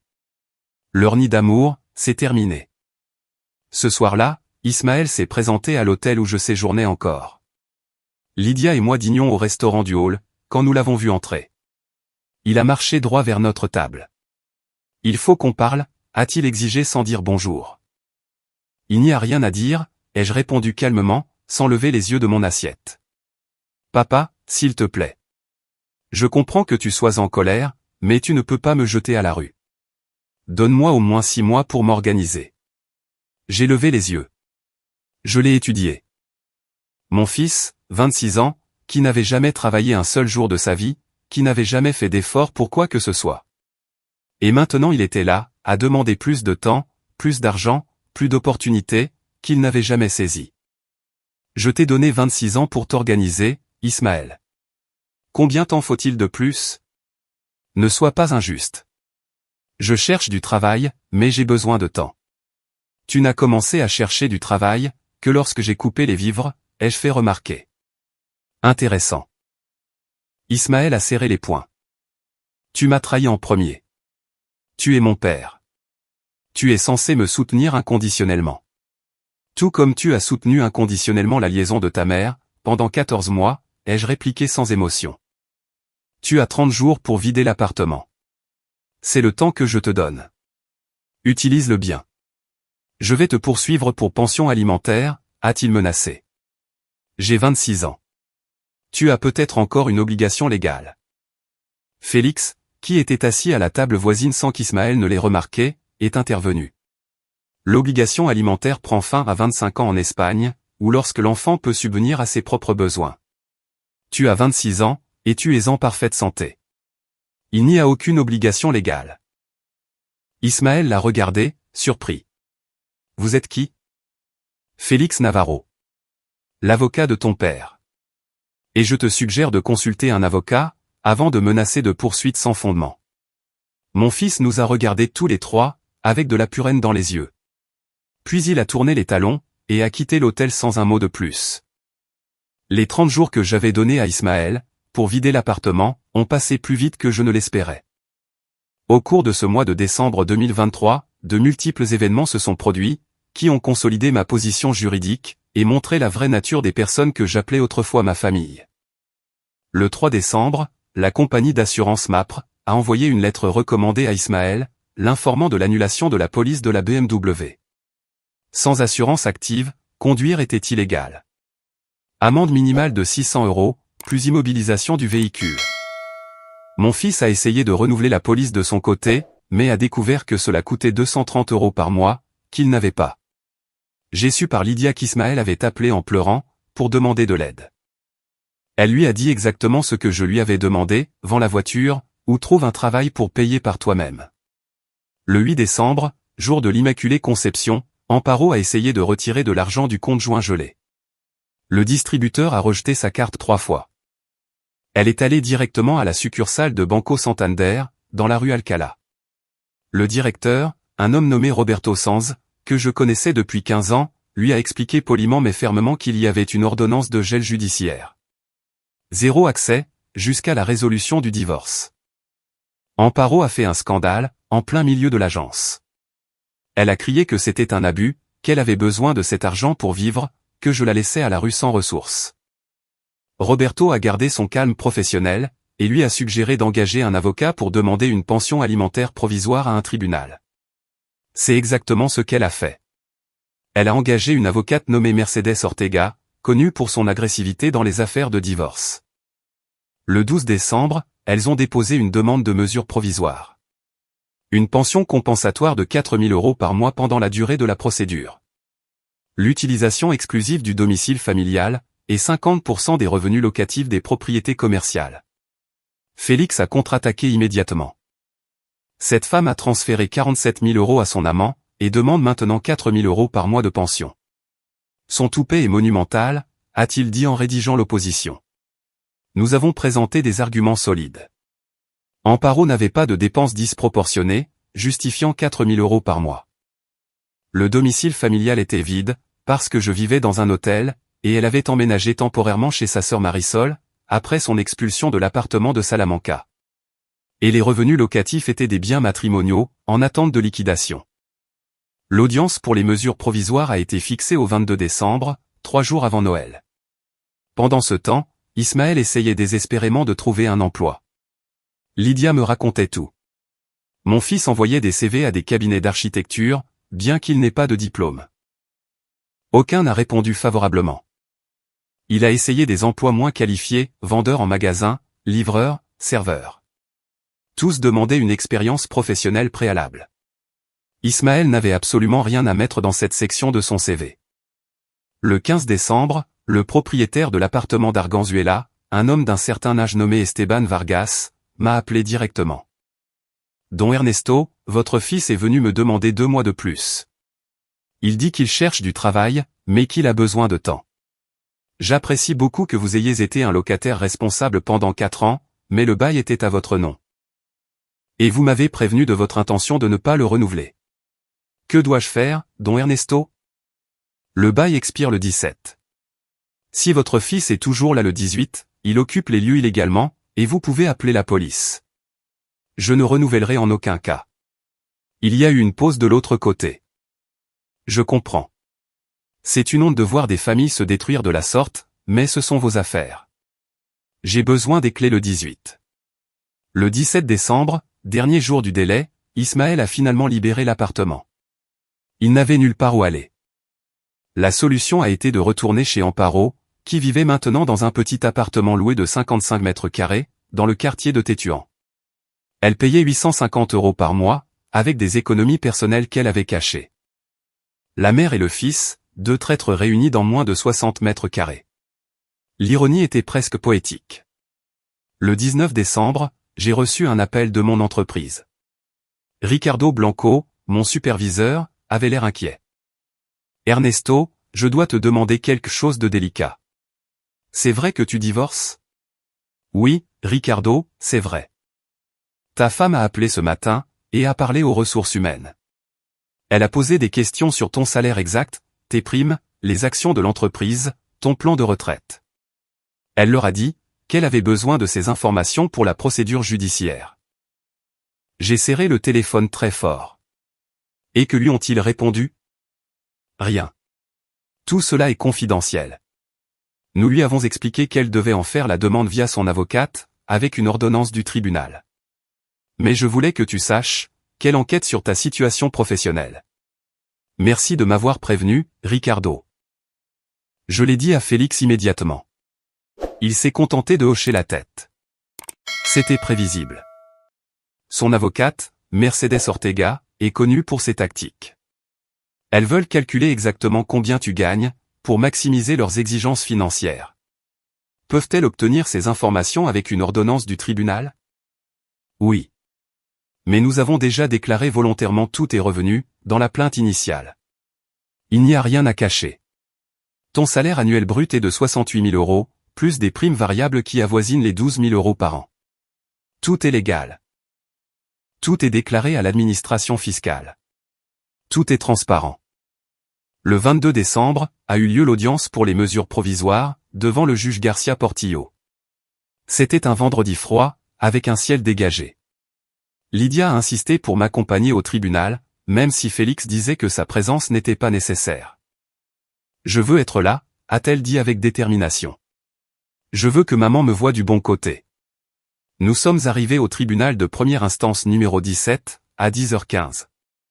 Une petite salle d'attente aux murs couleur crème, et aux chaises en plastique inconfortables. À 10h pile, Amparo est arrivée avec son avocate, Mercedes Ortega.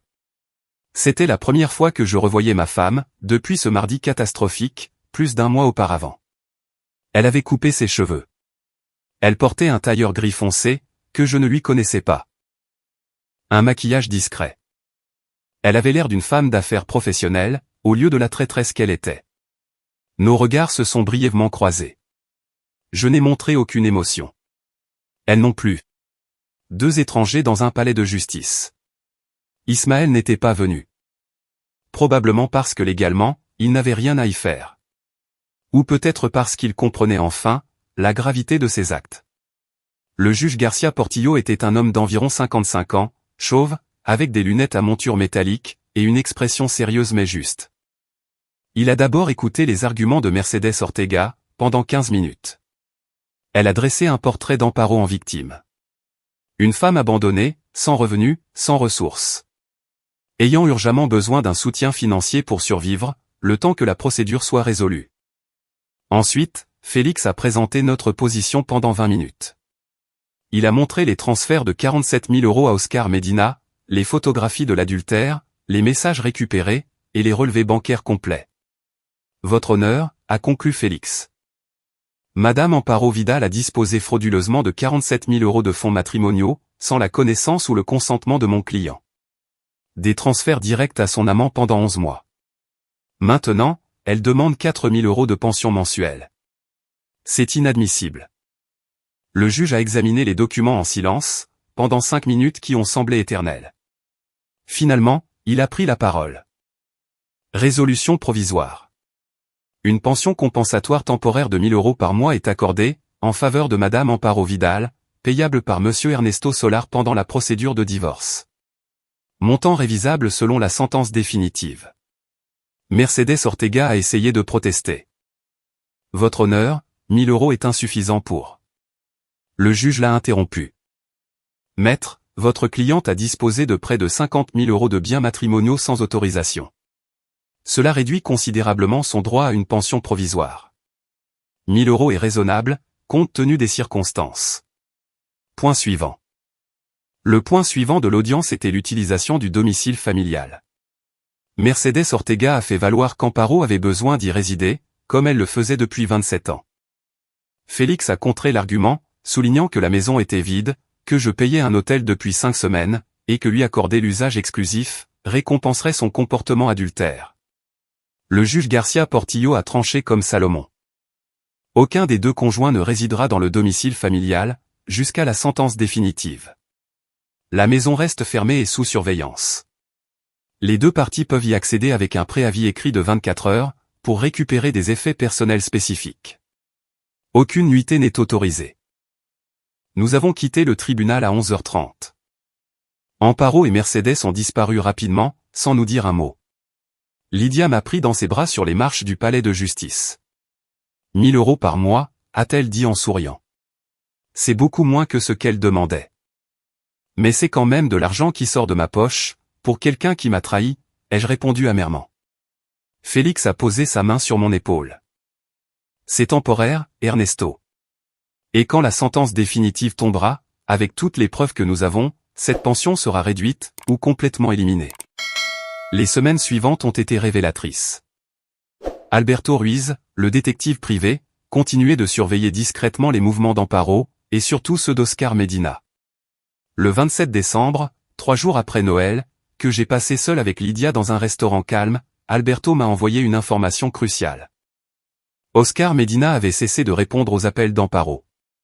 Le détective a documenté que l'entraîneur personnel voyait une nouvelle cliente. Une femme dans la quarantaine, divorcée, avec ses propres ressources financières. Selon une enquête superficielle, votre ex-femme a essayé de lui rendre visite à sa salle de sport le 26 au soir, a expliqué Alberto, en me montrant des photographies. Oscar l'a fait attendre 20 minutes à la réception, puis est sorti seulement 5 minutes pour lui dire quelque chose. Elle est partie en pleurant. Il est retourné à la salle, comme si de rien n'était. L'image montrait Amparo, s'essuyant les yeux avec un mouchoir, en marchant seule dans la rue sombre. Abandonnée par l'homme, qui la faisait soi-disant se sentir vivante. Oscar Medina est un prédateur classique, a analysé Alberto froidement. Il cible des femmes plus âgées, avec des ressources financières. Il les séduit, les exploite financièrement. Et quand l'argent s'épuise, ou que la situation devient compliquée sur le plan juridique, il disparaît. Nous avons déjà identifié 3 cas similaires, entre 2018 et 2022. 3 autres femmes, a demandé Lydia, incrédule. Exactement. L'une de 56 ans, lui a transféré 62 000 euros, avant que son mari ne découvre tout. Une autre, une veuve de 48 ans, lui a acheté une voiture à 40 000 euros. La troisième, 53 ans, lui a payé un appartement pendant 18 mois. Toujours le même schéma. J'ai ressenti un étrange mélange de satisfaction et de pitié. De la satisfaction, parce qu'Amparo goûtait enfin à la douleur du rejet. De la pitié, car aucun être humain ne mérite d'être utilisé et jeté de la sorte. Même quelqu'un qui m'avait trahi. Mais la pitié a été de courte durée. Le 2 janvier 2024, Amparo s'est présentée de manière inattendue à la porte de mon hôtel. J'avais dit à la réception de la laisser monter, uniquement parce que j'étais curieux de savoir ce qu'elle pouvait bien vouloir, après tout cela. Elle a frappé à la porte de ma chambre à 18h30. J'ai ouvert, sans l'inviter à entrer. Nous sommes restés sur le pas de la porte. Le couloir de l'hôtel derrière elle, ma chambre derrière moi. Ernesto, a-t-elle commencé, avec une voix douce que je n'avais pas entendue, depuis la découverte de sa trahison. Il faut qu'on parle comme des adultes. Parler, ai-je dit sans émotion. Ça a pris des proportions démesurées. Le tribunal, les avocats, les disputes. Ce n'est pas une fatalité. Elle a fait une pause, jaugeant ma réaction. Nous pouvons régler ça civilement. Tu retires la plainte. J'admets que j'ai fait des erreurs. Nous rentrons à la maison. Nous suivons une thérapie de couple. Nous reconstruisons notre mariage. Je l'ai dévisagé. Reconstruire notre mariage? Oui. 27 ans ne peuvent pas se terminer comme ça. Pense à tout ce que nous avons vécu ensemble. À Lydia, à Ismaël, à la famille que nous avons construite. La famille que tu as détruite, ai-je corrigé. Nous sommes tous les deux responsables, a-t-elle insisté. Tu t'es trop concentré sur ton travail. J'ai cherché de l'attention au mauvais endroit. Mais nous pouvons surmonter ça. Où est Oscar, ai-je demandé directement. Son visage a changé. Le masque de l'épouse repentante s'est brièvement fissuré. Ça n'a pas d'importance. Bien sûr que ça a de l'importance. Il t'a quitté, n'est-ce pas? Dès que l'argent est venu à manquer, et que l'affaire est devenue juridique, il a disparu. Et maintenant tu viens ici, pour chercher ton plan B, ce n'est pas ça, a-t-elle protesté faiblement. C'est exactement ça. J'ai fait un pas vers elle. Tu m'as trahi pendant 14 mois. Tu m'as humilié dans ma propre maison, dans mon propre lit. Tu m'as dit que je n'étais qu'un fournisseur, pas un homme. Tu as utilisé mon argent, pour entretenir ton amant. Et maintenant qu'il t'a abandonné, et que le juge ne t'a accordé que 1 000 euros par mois. Au lieu des 4 000 euros que tu demandais. Tu viens m'offrir de reconstruire notre mariage. Amparo a baissé les yeux. Ernesto, je t'en prie. La réponse est non. Je ne retire pas la plainte. Je ne me remets pas avec toi. Je ne pardonnerai pas l'impardonnable. Le divorce se poursuivra, jusqu'à la sentence définitive. Et quand le juge rendra son verdict final, basé sur toutes les preuves de ta trahison et de tes vols, tu recevras le minimum légal, que la loi autorise. Tu vas me laisser à la rue, a-t-elle chuchoté.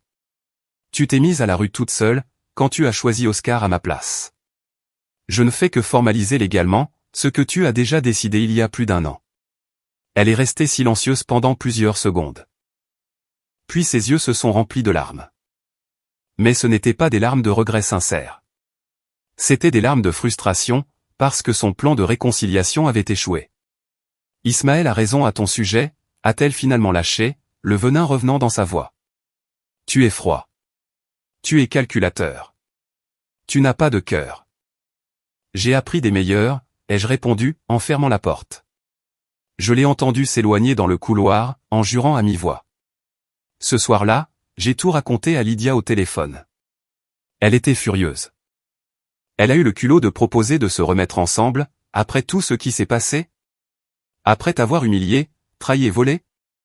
Son amant l'a abandonnée. Elle vit dans un petit appartement avec Ismaël. Elle ne reçoit que 1 000 € par mois. De pension temporaire. Elle a réalisé qu'elle avait fait une erreur de calcul monumentale. Bien fait, a dit Lydia avec satisfaction. Qu'elle en tire une leçon. Mais les conséquences pour Ismaël ne faisaient que commencer. À la mi-janvier, j'ai reçu des informations d'amis communs. Mon fils avait essayé de travailler comme livreur Glovo, pendant 2 semaines. Il a été renvoyé, pour être arrivé en retard à plusieurs reprises, et s'être plaint constamment du travail physique. Puis il a essayé d'être vendeur, dans un magasin d'électronique. Il a tenu 4 jours avant de démissionner, disant que le salaire de 1 000 € par mois, n'était pas digne de lui. Sans argent à lui, dépendant entièrement d'Amparo, qui dépendait à son tour de ma pension temporaire de 1 000 €. Ismaël expérimentait enfin ce que signifiait de vivre avec un budget limité. Le procès final était fixé au 19 mars 2024. Exactement 4 mois depuis que j'avais découvert la trahison. 118 jours de procédure juridique, de documentation exhaustive, et de préparation méticuleuse. La veille au soir, Félix m'a rendu visite dans mon nouveau domicile. J'avais quitté l'hôtel en février, et loué un appartement moderne de 2 chambres, près de mon travail. Fonctionnel, propre, sans souvenirs toxiques. Demain, c'est le grand jour, a déclaré Félix, en ouvrant sa mallette et en sortant des dossiers classés par couleur. Nous avons tout préparé. 128 pages de preuves documentaires. Déclaration sous serment d'Alberto Ruiz, en tant qu'enquêteur expert. Relevé bancaire complet, montrant les 47 transferts à Oscar Medina. Conversation WhatsApp récupérée entre Amparo et Ismaël, prouvant une complicité active. Avec des dates et des photographies géolocalisées. C'est un dossier en béton. À quoi devons-nous nous attendre, ai-je demandé, nerveux, malgré la confiance de Félix, fondée sur la jurisprudence d'affaires similaires à Madrid, au cours des 5 dernières années. J'estime que le juge accordera entre 10 et 20% des biens matrimoniaux à Amparo. Cela ferait entre 240 000 € et 480 000 €. Loin du 200 000 € qui correspondrait à une division standard. Et une restitution des 47 000 € est obligatoire. C'est un détournement de fonds prouvé. Elle devra rembourser le montant total. Plus les intérêts de retard, que nous calculons à 5 000 € supplémentaires. Total, 52 000 € à restituer dans un délai maximum de 12 mois, sous peine de saisie de ses biens. Cette nuit-là, j'ai à peine dormi 3 heures. Non par peur du résultat, mais à cause de la réalité, le lendemain, un chapitre de 27 ans de ma vie se refermerait définitivement. Le mardi 19 mars s'est levé pluvieux. Lydia est arrivée de Barcelone la veille au soir, spécialement pour m'accompagner. Nous avons retrouvé Félix à la cafétéria en face du palais de justice, à 8h30. Le procès était prévu pour 10h. « Es-tu prête à voir ta mère ?» ai-je demandé à Lydia, pendant que nous buvions un café. Elle a cessé d'être ma mère, quand elle a choisi de trahir mon père, a-t-elle répondu fermement. Ce qui m'a rempli de fierté, et de tristesse simultanément. À 9h50, nous sommes entrés dans la salle d'audience numéro 17, du tribunal de première instance. C'était un espace rectangulaire au mur beige. Des bancs en bois foncé pour le public, et le bureau du juge au fond. Ça sentait le vieux papier, et la solennité institutionnelle. Amparo était déjà assise sur le côté gauche, à côté de Mercedes Ortega. Elle portait une robe bleu marine formelle. Les cheveux attachés en un chignon bas, sans maquillage excessif. Elle essayait de projeter l'image d'une femme digne, injustement accusée. Mais ce qui m'a surpris, c'est de voir Ismaël assis derrière elle, au premier rang du public. Mon fils était venu témoigner. Félix m'avait prévenu 2 jours plus tôt, mais le voir physiquement ici solidifiait la trahison finale. Lydia s'est assise de notre côté, au premier rang, directement en face d'Ismaël. La sœur contre le frère. Leurs regards se sont brièvement croisés. Ismaël a détourné les yeux le premier. À 10h07, le juge Garcia Portillo est entré par la porte latérale. Nous nous sommes tous levés. Il s'est assis à son bureau, et a tapé légèrement avec son marteau. Procédure de divorce numéro 234/2023. Ernesto Solar Carmona contre Amparo Vidal Ruiz. Vous pouvez vous asseoir. Au cours des 2 heures suivantes, les 2 avocats ont présenté leur dossier complet. Mercedes Ortega a fait valoir qu'Amparo méritait 50% du patrimoine. Car elle avait contribué pendant 27 ans en tant que femme au foyer. Élevant les enfants, entretenant la maison, en étant un soutien émotionnel fondamental. Ma cliente a sacrifié sa carrière professionnelle, pour se consacrer entièrement à sa famille, a déclaré Mercedes d'une voix dramatique. Elle a cessé de travailler à 28 ans. 24 ans sans revenu propre. C'est sa contribution inestimable, qui ne peut être mesurée uniquement en termes économiques. Félix l'a laissé terminer complètement, avant de démonter méthodiquement chaque argument. Votre honneur, personne ne nie que Madame Vidal a rempli ses devoirs de femme au foyer pendant un mariage. Cependant, cette contribution ne justifie pas d'ignorer des comportements, qui ont gravement violé les devoirs conjugaux fondamentaux. Il a placé les premières photographies sur la table, en tant que pièce à conviction numérotée. Adultère continu pendant 14 mois, avec Oscar Medina Torres. Documenté par 143 photographies prises à des dates et lieux différents. Il a projeté les relevés bancaires sur l'écran de la salle d'audience. Détournement de 47 000 €, transféré d'un compte matrimonial, vers le compte personnel de Monsieur Medina. 47 virements individuels sur 11 mois. Chacun sans la connaissance ou l'autorisation de mon client. Puis, il a montré les conversations récupérées. Complicité active de son fils Ismaël Solar, pour cacher l'adultère. Recevant 800 € par mois, en paiement de son silence.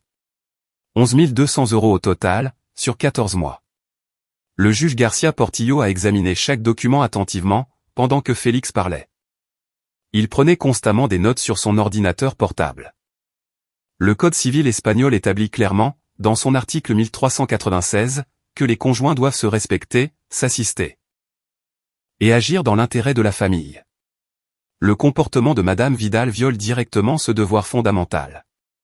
Et l'article 1438 établit que celui qui agit de mauvaise foi ou par fraude, dans l'administration des biens matrimoniaux, perd ses droits sur ceux-ci.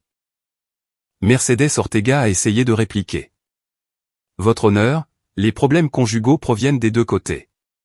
Monsieur Solar admet qu'il travaillait excessivement, négligeant ses devoirs émotionnels de mari. Ma cliente a cherché un réconfort compréhensible, face à des années de négligence émotionnelle. Un réconfort qui a coûté 47 000 € de l'argent de son mari, a contré Félix immédiatement. Ce n'est pas chercher du réconfort. C'est du vol. Le juge a levé la main, demandant le silence. Assez. Je vais appeler les témoins. D'abord, Alberto Ruiz, le détective privé, a témoigné. Il a confirmé sous serment l'authenticité de toutes les photographies. La récupération légale des messages depuis les sauvegardes dans le cloud, avec l'autorisation du titulaire du compte. Et les relevés de localisation, obtenus via le GPS du téléphone, liés au forfait familial de Monsieur Solar. Ensuite, ils ont appelé Ismaël. Mon fils s'est dirigé vers la barre à la barre. Il portait une chemise blanche froissée, et un pantalon de ville. Il avait l'air mal à l'aise, nerveux, transpirant visiblement. Le greffier lui a fait jurer de dire la vérité. Ismaël a levé une main droite tremblante, et a promis. Mercedes Ortega l'a interrogé en premier. Monsieur Solar, vous êtes le fils des 2 parties. Pouvez-vous nous décrire quelle était la dynamique familiale, au cours des dernières années? Ismaël a dégluti difficilement. Mon père travaillait tout le temps. Il n'était presque jamais à la maison. Ma mère s'occupait de tout. Elle était seule pendant de nombreuses heures. Votre père témoignait-il de l'affection envers votre mère? Pas beaucoup. Il était distant. Toujours à penser au travail. Félix s'est levé pour le contre-interrogatoire. Monsieur Ismaël Solar. Est-il vrai que votre mère vous transférait 800 € par mois depuis octobre 2022? Ismaël a hésité. Oui. Et est-il vrai que vous étiez au courant dès le début, de la relation entre votre mère et monsieur Oscar Medina? Silence gêné. Elle m'a dit qu'elle voyait quelqu'un. Et vous ne l'avez jamais dit à votre père? Je ne voulais pas m'impliquer dans les problèmes des adultes. Ou vous ne vouliez pas perdre les 800 € par mois, a demandé Félix directement. Mercedes Ortega a objecté, spéculation, votre honneur. Objection rejetée, a répondu le juge. Répondez à la question, monsieur Solar. Ismaël a baissé les yeux. Je ne sais pas. Je n'y ai pas pensé. Nous avons des messages où vous avez activement aidé votre mère, à cacher ses rencontres avec monsieur Medina. Mentant sur l'endroit où elle se trouvait. La couvrant, quand son père posait des questions. N'est-ce pas là s'impliquer? Je voulais juste. Ma mère m'a demandé de l'aide. Et les 800 € par mois faisaient partie de cette aide? Ismaël n'a pas répondu. Le silence était une réponse suffisante. Félix est retourné de notre côté. Le juge a remercié Ismaël, et l'a autorisé à descendre de la barre. Mon fils a pratiquement couru vers son siège, sans me regarder une seule fois. Après une audience de 3 heures, le juge Garcia Portillo a annoncé une suspension de séance pour délibérer. Nous sommes sortis dans le couloir. Lydia m'a serré dans ses bras. Tu as bien fait, papa. Félix a été brillant. Maintenant, il n'y a plus qu'à attendre. 2 heures plus tard, à 15h15, le greffier nous a rappelés. Le juge était prêt à rendre sa sentence. Nous sommes rentrés à nouveau. Le silence était absolu. On n'entendait que le ventilateur de la climatisation, et la respiration nerveuse de toutes les personnes présentes. Le juge Garcia Portillo a ajusté ses lunettes, et a commencé à lire sur son ordinateur. Après avoir examiné de manière exhaustive toutes les preuves présentées, les témoignages des témoins, et la jurisprudence applicable, ce tribunal décide ce qui suit. Premièrement, le mariage entre Ernesto Solar Carmona et Amparo Vidal Ruiz est déclaré dissous en raison d'une rupture irréversible de la cohabitation conjugale, avec une responsabilité principalement imputable à Madame Vidal, pour manquement grave aux devoirs conjugaux fondamentaux. Amparo a fermé les yeux. Deuxièmement, concernant la liquidation du régime économique matrimonial. Le patrimoine matrimonial s'élève à 400 000 €, selon les évaluations et estimations fournies. Considérant le détournement de 47 000 € par Madame Vidal, son action de mauvaise foi dans l'administration des biens communs. Et l'adultère continue irréfutablement prouvé. Ce tribunal réduit sa part dans les biens matrimoniaux, à 15% du total. J'ai fait le calcul mentalement, rapidement. 15% de 400 000 € faisait 360 000 €. Madame Vidal recevra 360 000 € à titre de règlement total et définitif. Monsieur Solar conserve 204 000 €, plus l'obligation de payer les 360 000 € à Madame Vidal. Troisièmement, Madame Vidal doit rembourser à la masse commune, le montant de 47 000 €, indûment transféré à Monsieur Oscar Medina Torres. Plus 5 000 € d'intérêts de retard. Total, 52 000 €, payables dans un délai maximum de 12 mois, par des mensualités de 4 300 €, ou en un paiement unique. En cas de non-respect, les biens seront saisis. Mercedes Ortega a serré son stylo fermement.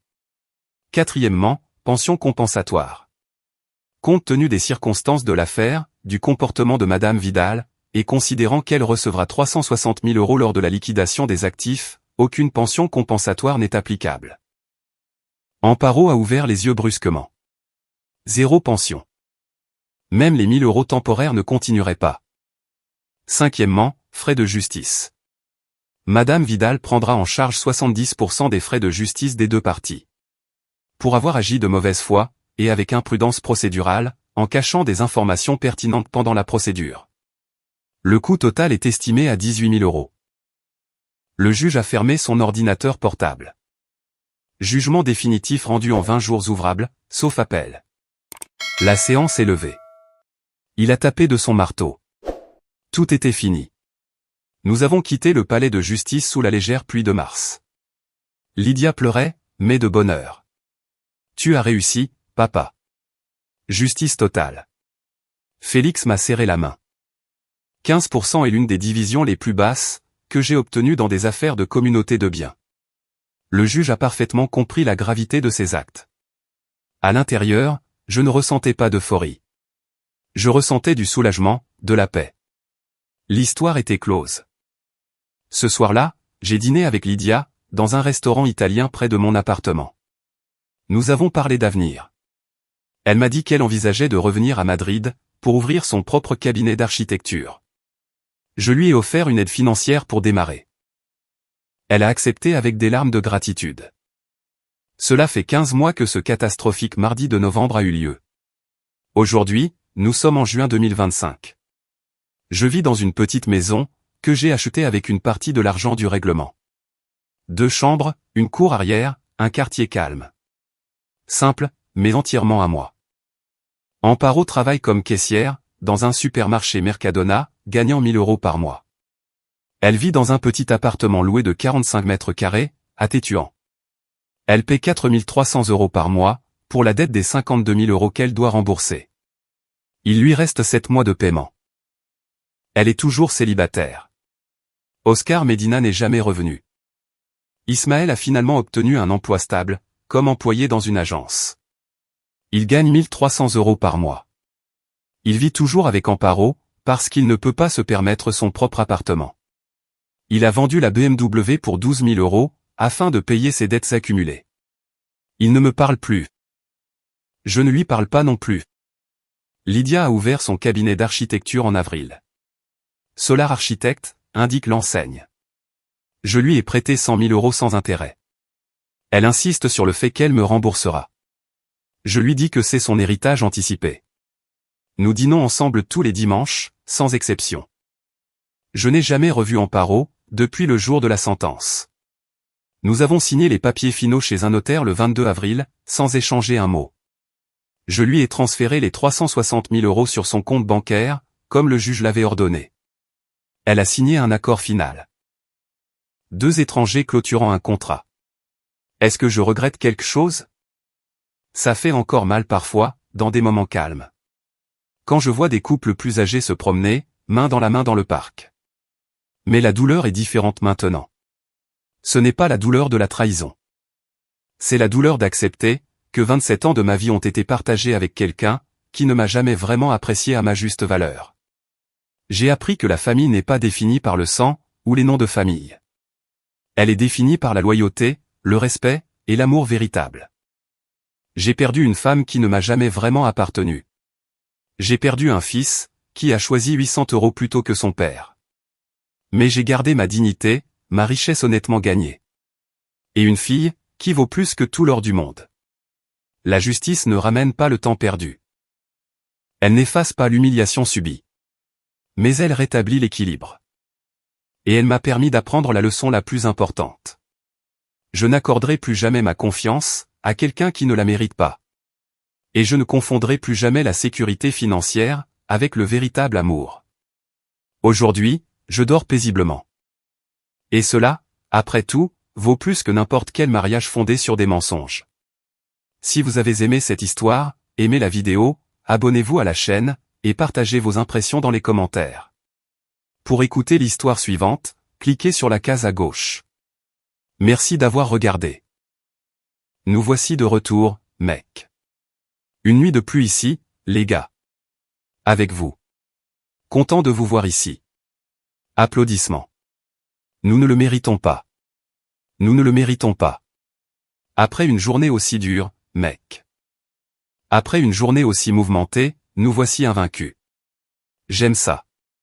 Comment allez-vous, les frères? Bonsoir.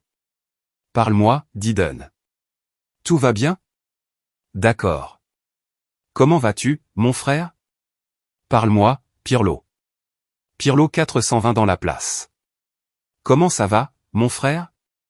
Comment va tout le monde? Comment ça va, mon partenaire? Quoi de neuf? C'est quoi le plan, mec? Mec, il pleut. Il pleut vraiment bien. C'est la dernière. Je pense que c'est la dernière pluie de printemps, mec. Non. Enfin, pluie de printemps. En fait, c'est le début de la pluie de printemps, mon frère. La vérité, c'est qu'aujourd'hui, je vais très bien, mec. Même si j'ai failli ne pas survivre pour le raconter aujourd'hui. J'ai failli, mec, j'ai failli m'ouvrir le crâne. Littéralement, mon gars. Je déplaçais des trucs. Le camion m'est tombé dessus, mec. J'ai fait une sorte de salto arrière, mon gars. Et il y avait un énorme rocher. Heureusement, ma tête n'a pas atterri là-dessus, mon frère. Mais j'ai réussi à me tordre là. Comment ça s'appelle? Ma cheville.